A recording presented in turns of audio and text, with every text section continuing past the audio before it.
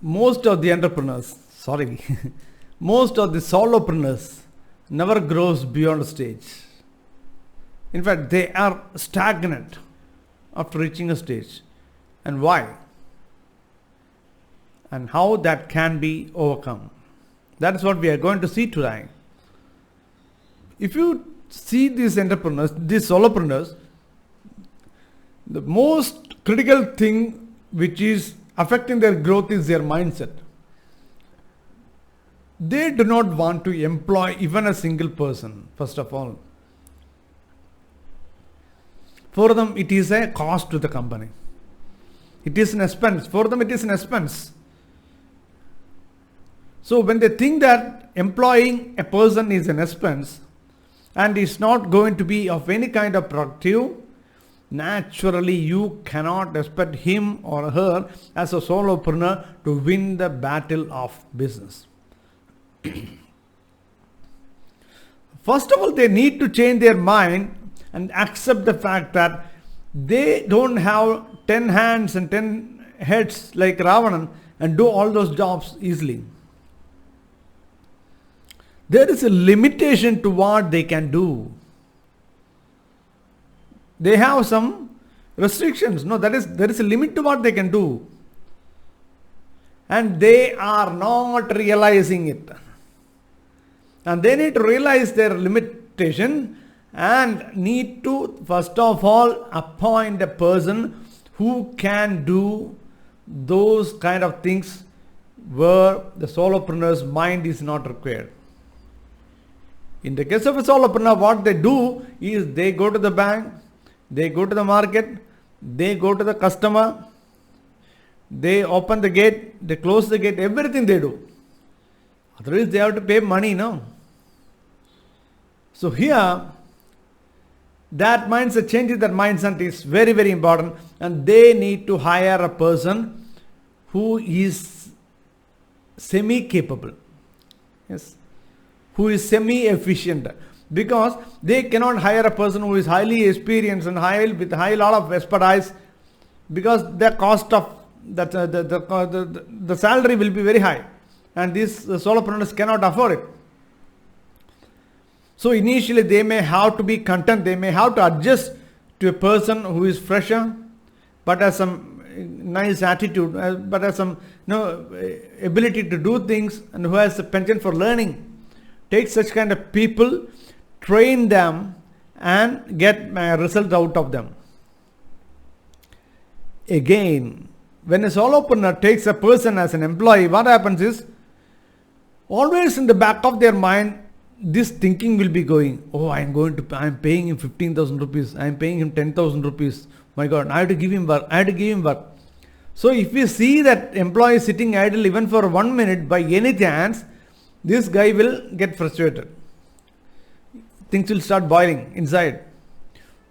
Look, that guy is sitting idle. If any of his friends come, he will show through his window, through his glass door. That is none of our business. What we need is, we need to define the work that this employee has to do and ensure that they are doing it. Whether they are sitting idle or not is none of our business. We need only result. And most importantly, please do not confuse them with lot of jobs. When they are doing one job, immediately halfway through you will go and tell, no, please stop it. This is very urgent.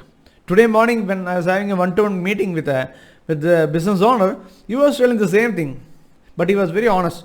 He was saying that my employees are not efficient only because of me, because when they are doing something, I am just getting involved in, and I am asking them to stop it and do some other work which is urgent for me. And when they are doing that, again I go there and tell them, please don't do that now, please do the other work, because that is very urgent. So ultimately what happens is, by the end of the day, these guys would not have finished any of the work. So for moving from a solopreneur to an entrepreneur is that when you are taking an employee, please define their jobs perfectly. Please define what are the kind of things that they are supposed to do, and set priorities also. I used to talk about KPIs, right? So please set priorities also. Let them do as per the priority. Once it is done, naturally there will not be any kind of ambiguity in their work culture. And another thing is that from shifting from a solopreneur to an entrepreneur, what you need to do is also give thrust on business automation.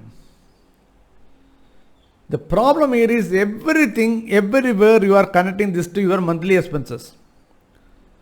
Yes, of course, for business automation, you need to spend some money.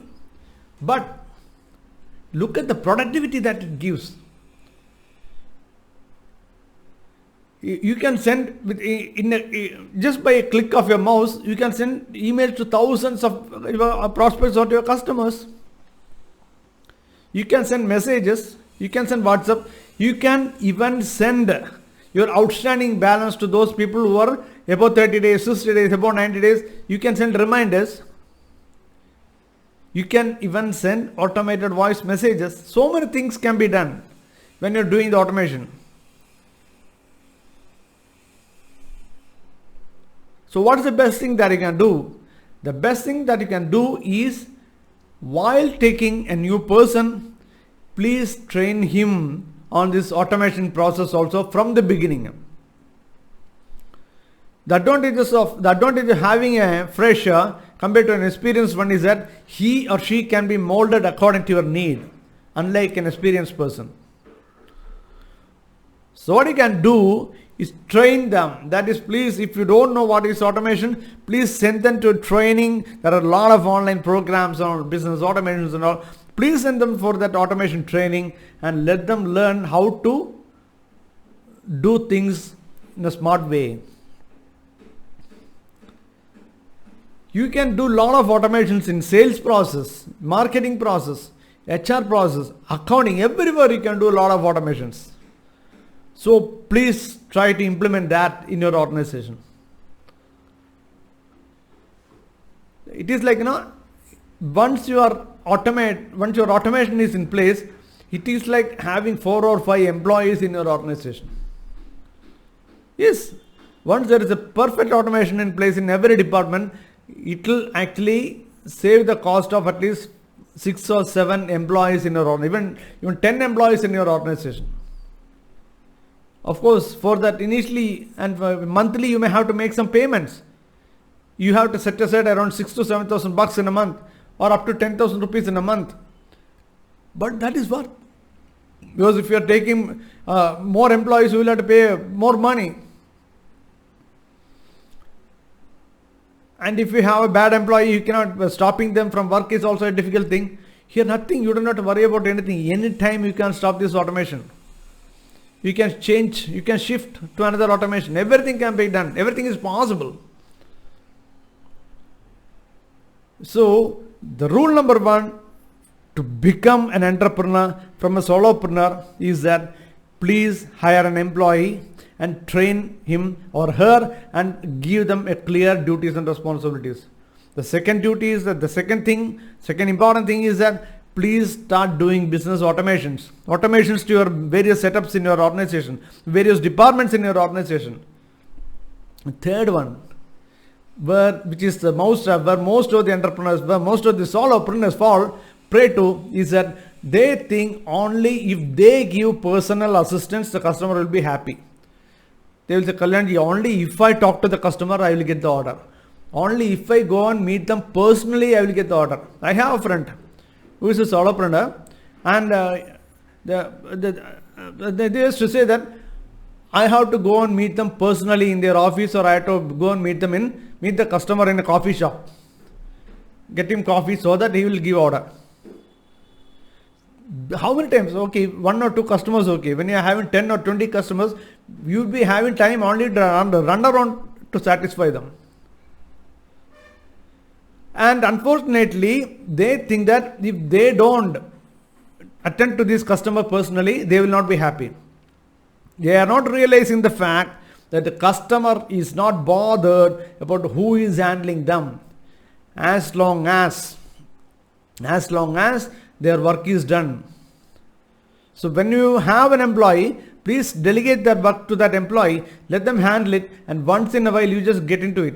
Once in a while you just get into it and just have a word with those customers to know their feedback.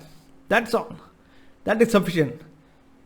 Instead of that, if you again fall into this trap of doing everything by yourself to make the customer happy, you will always be in this level only, and you will also end up with only 1 or 2 customers who will remain happy forever. And sometimes if that 1 or 2 customers, if one of the customer loses, you will be in panic mode. So don't get into this kind of traps. So please listen to me and delegate those kind of work to your employee, and please concentrate only on productive decision making process, because you are the brain of the organization, and if you are not utilizing your brain for the development of the organization, definitely the organization is not going to grow. You will always remain a solopreneur. I want to see you all as a big enterprising entrepreneurs. Thank you so much for watching. If you have any comments, please do write back me in the comment box, or you can send a voice message to my WhatsApp. Thank you so much for watching. Thank you. Bye.